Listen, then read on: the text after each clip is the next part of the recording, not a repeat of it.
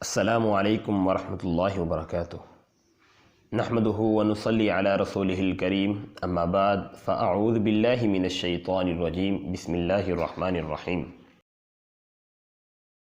ہمارا ٹاپک چل رہا تھا کہ تقرب الی اللہ کے ذرائع، کہ اللہ کے قریب ہونے کے کون کون سے ایسے ذرائع ہیں کہ اگر ہم ان پر عمل کریں گے تو ہم اللہ رب العزت کے قریب تر ہو جائیں گے۔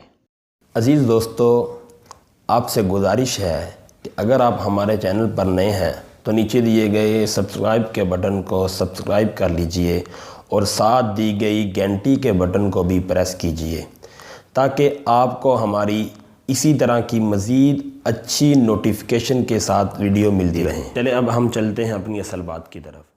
اس میں سے پہلا جو پوائنٹ تھا وہ یہ تھا کہ ایمان اور عمل صالح۔ دوسرا پوائنٹ یہ تھا کہ سجدے کے ذریعے قرب الہی حاصل کرنا۔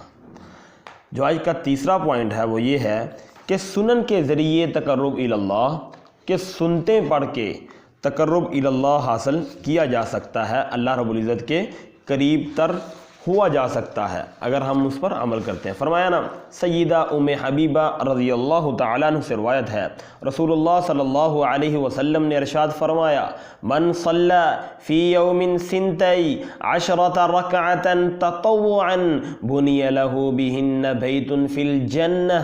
فرمایا جو شخص ایک دن میں 12 رکعتیں نفل پڑھے گا، یعنی کہ سنتے پڑھے گا، جس کو ہم سنت کا نام دیتے ہیں، فرمایا تو اس کے بدلے اس کے لیے جنت میں گھر بنایا جائے گا۔ اللہ اکبر۔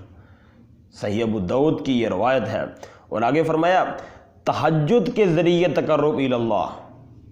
چوتھا پوائنٹ یہ ہے کہ تقرب الی اللہ تہجد کے ذریعے سے بھی حاصل ہوتا ہے، جس طرح سیدنا ابو امامہ رضی اللہ تعالیٰ عنہ بیان کرتے ہیں، رسول اللہ صلی اللہ علیہ وسلم نے ارشاد فرمایا، اقرب ما یکون الرب من العبد فی جوف اللیل الآخر فإن استطعت ان تکون ممن یذکر اللہ فی تلک الساعة فکن۔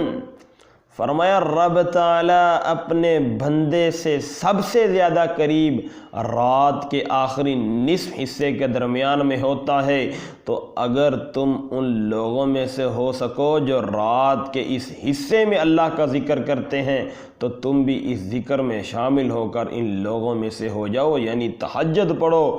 جو لوگ تہجد پڑھتے ہیں ان کا تعلق اللہ رب العزت سے مضبوط تر ہو جاتا ہے۔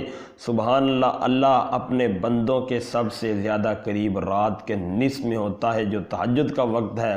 اس لیے ہم مسلمانوں کو اس عظیم موقع سے ہر رات فائدہ لینا چاہیے تاکہ ہم سب اللہ کے مقرب بندے بن سکیں۔ اللہ رب العزت سے دعا ہے اللہ ہمیں قرآن و سنت پر عمل کرنے کی توفیق عطا فرمائے۔